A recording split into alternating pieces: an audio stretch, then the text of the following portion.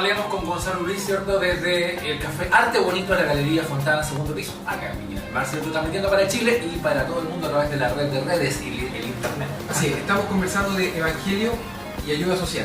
Recordamos a nuestros amigos que nos están sintonizando, que están pinchando aquí en el canal en internet, que pueden comunicarse con nosotros al email hablemoscongonzaloluis@hotmail.es.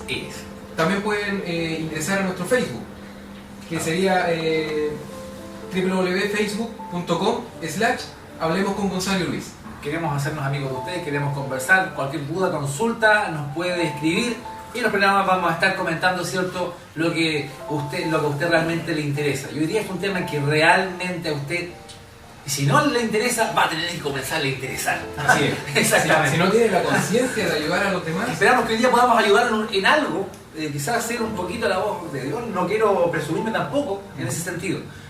Quiero contarle lo que aparece acá en la carta a Santiago, el capítulo 2, usted lo va a ver ahí en pantalla, lo va a tener ahí, y se lo quiero leer y ponga mucha atención al respecto. Hermanos míos, ¿de qué le sirve a uno alegar que tiene fe si no tiene obras? ¿Acaso podrá salvarlo esa fe? Supongamos que un hermano o una hermana no tienen con qué vestirse y carecen del alimento diario. Y uno de ustedes le dice, que les vaya bien, abríguense y coman hasta saciarse, pero no les da lo necesario para el cuerpo. ¿De qué servirá eso? Así también la fe por sí sola, si no tiene obras, está muerta. Bueno, sin embargo, alguien me dirá, tú tienes fe y yo tengo obras. Pues bien, muéstrame tu fe sin las obras y yo te mostraré la fe por mis obras. ¿Tú crees que hay un solo Dios? Magnífico. También los demonios lo creen y tiemblan. ¡Qué tonto eres! ¿Quieres convencerte de que la fe sin obras es estéril? ¿Quieres convencerte que la fe sin obras es estéril? No que las obras nos lleven a la salvación, pero la verdadera fe debe producir buenas obras. Claro. Bueno, este texto fue utilizado mucho por los católicos también en algún tiempo para escribir que la salvación era viene por las obras, exactamente. Pero realmente el sentido de esa carta de Santiago no dista mucho de ese... Se complementa con lo que alega el apóstol Pablo en Efesios capítulo 2, cuando dice que por gracia somos salvos, claro, y no por obras para que nadie se gloríe. Pero esta salvación produce obras, que son fruto, ¿cierto?, de una fe verdadera, de una fe dada por Dios. Recordamos a nuestros amigos que nos están sintonizando que la palabra de Dios dice que hemos sido predestinados para que andemos en buenas obras. Entonces, buenas obras, entonces. Esa es la punta del iceberg. O sea, si usted no está haciendo buenas obras, si usted no está ayudando a su prójimo como le gustaría que lo ayudaran a usted mismo, recordamos también que la palabra de Dios dice, ¿no es cierto?, un mandamiento, que amarás a tu prójimo como a ti mismo. Entonces, si no estamos haciendo estas cosas, si no tenemos la conciencia de mirar al de al lado y ver que le está faltando alimento, vestido... Estamos hablando de cosas materiales, de cosas que hay en la despensa en su casa, en su ropero también. Y cosas básicas. No estamos hablando de grandes lujos, o sea, no estamos diciéndole, oiga, si usted mira para el lado, oye, te falta un auto, toma una, no estamos hablando de ese un tipo de LSD cosas. Para ti, no, claro, estamos hablando de cosas básicas. Si usted ve que alguien, no sé, a altas horas de la noche, después de la reunión, anda en pura camisa con un jersey y hace bastante frío, es porque le falta una chaqueta. Exactamente. ¿Qué estamos haciendo que no le suplimos esa chaqueta? Hay gente que bota la ropa a la basura. Yo conozco hermanos que botan ropa, que botan comida, hacen comida para tanto, les sobra, la fruta se le echa a perder y la botan. Cuando hay hermanos o gente, no necesariamente hermanos, estamos hablando de seres humanos, tal como nosotros, ¿cierto?, que están pasando necesidad. Hoy vivimos en una crisis económica grave. Claro. Puede ser que una familia viva en una casa más o menos decente, pero que esa familia esté sin trabajo, el jefe de hogar, y le falte el pan, le falte el té, le falte el fiambre, le falte la leche para el niño, los pañales, y en su casa quizás usted tiene un par de tarros de leche. Estamos hablando de eso, pero quiero hablarle ahora, leer otro texto donde el mismo Señor Jesucristo habla de esto. No hablaba solamente para el espíritu, curiosamente. Claro, antes que pasemos a otro texto, la fe dada por Dios. Y la fe tiene que producir sí o sí buenas obras. Si usted tiene fe y no tiene obras, entonces su fe no es de Dios. Cuestiónese, porque podría ser que muchos cristianos confundimos lo que es fe con esperanza. Entonces tengo la esperanza de que esto se haga, tengo la esperanza de que esto resulte. Como cantaba Palito Ortega. Entonces, como 30 años atrás. Yo tengo fe que tú... Claro. Ese es otro tema. Entonces, la fe dada por Dios, la fe genuina, produce obras, buenas obras. Ahora bien, Sí o sí.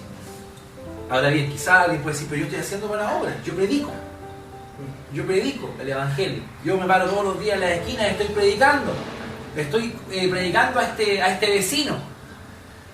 Está bien que le predique, pero si está viendo que hay necesidad, no basta solamente con la predicación. Es importante que la persona se salve,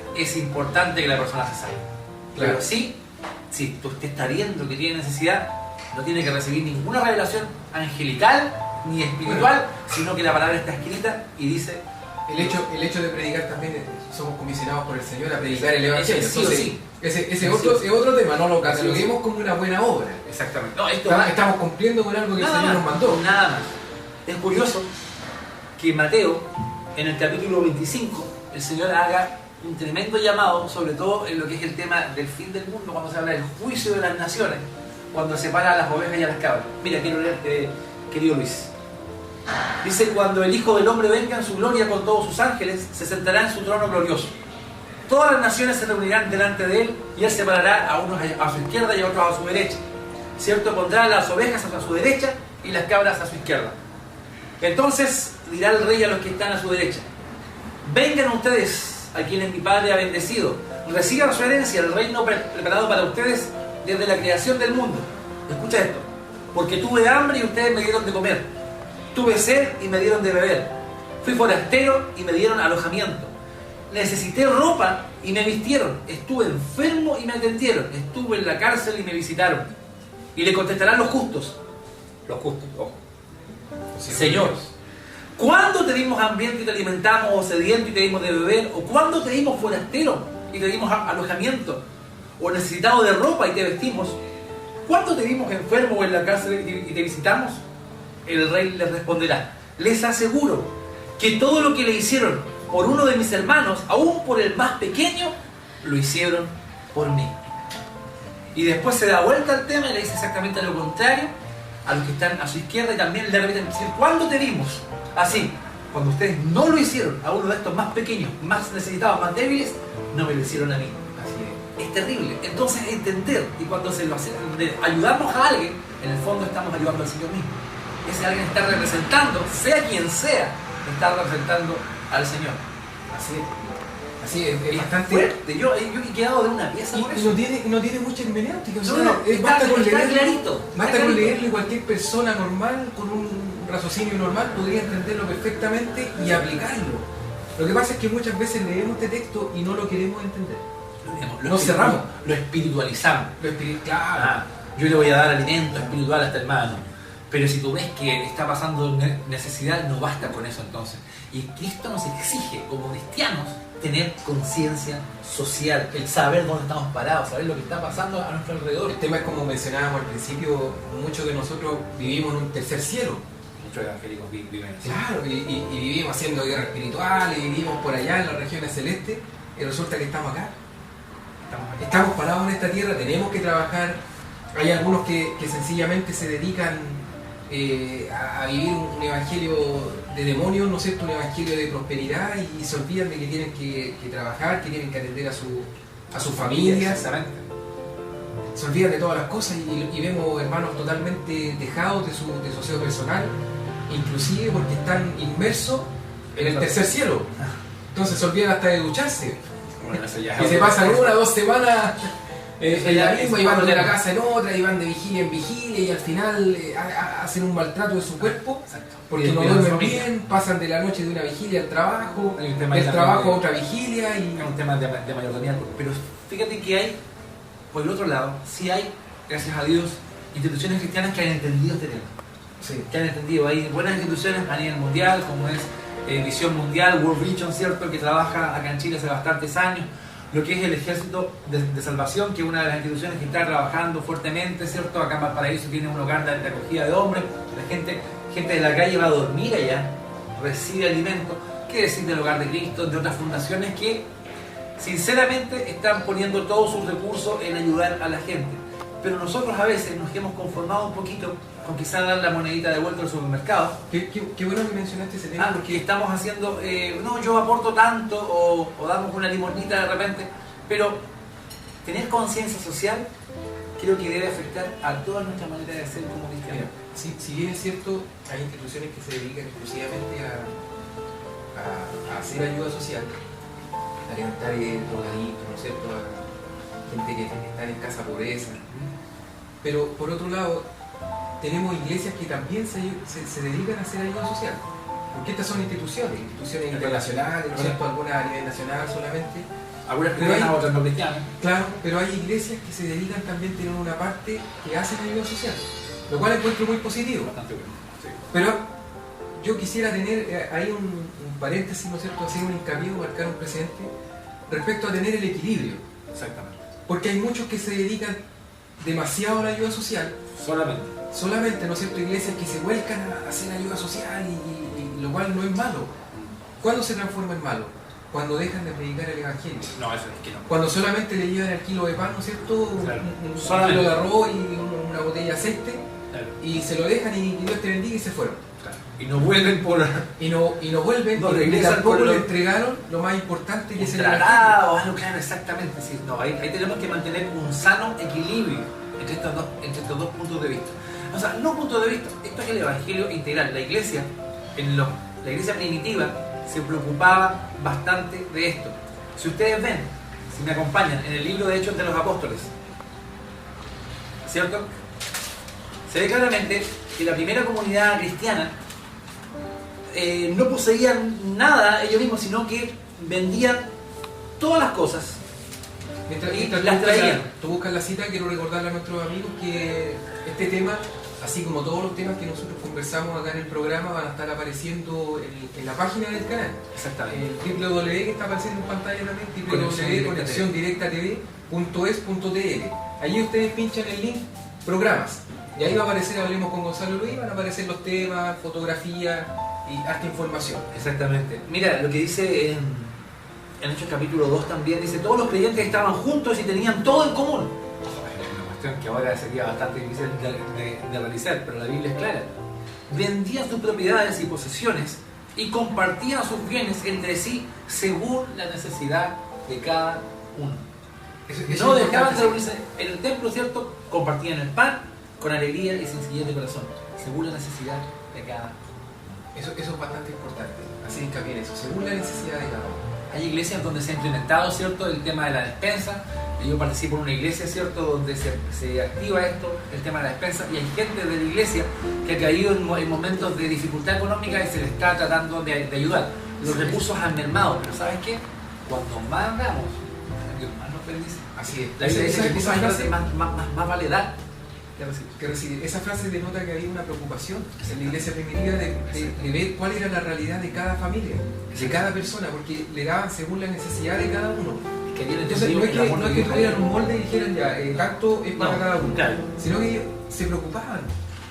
Había una visitación, podemos especular ahí algunas cosas con esta frase, pero lo cierto es que había una preocupación por este tema. Ahora, era tanto así que uno de los primeros ministerios que surgieron dentro de la iglesia, como eran los diáconos, en Hechos capítulo 7, surgieron para hacer una mejor distribución de la comida que se entregaba, ¿cierto?, a los niños, a las mujeres que eran parte de la comunidad de la iglesia. Surgió una discusión ahí que a algunos le daban más, a otros le daban menos, entonces los apóstoles tuvieron que partir por lo sano y nombraron a personas, a 7 diáconos, digamos, entre comillas, que se dedicaban a servir. El tema era el servicio. Yo quisiera que conversara un poquitito brevemente de más o menos el perfil de la persona que no está dando ayuda social. ¿Qué está denotando? Para mí una persona que no está ayudando a su prójimo, que no está haciendo ninguna clase de ayuda social, está denotando primero un grado de mezquindad. Egoísmo. Egocentrismo. Exactamente. Entonces hay varias cosas que está denotando esa persona. Y por cierto son cosas que son carnales. Está manifestando su naturaleza de pecado. Entonces, si está manifestando ese tipo de cosas, es complicado cuando hablamos de alguien que dice ser cristiano. Y está manifestando estas cosas, ¿no es cierto?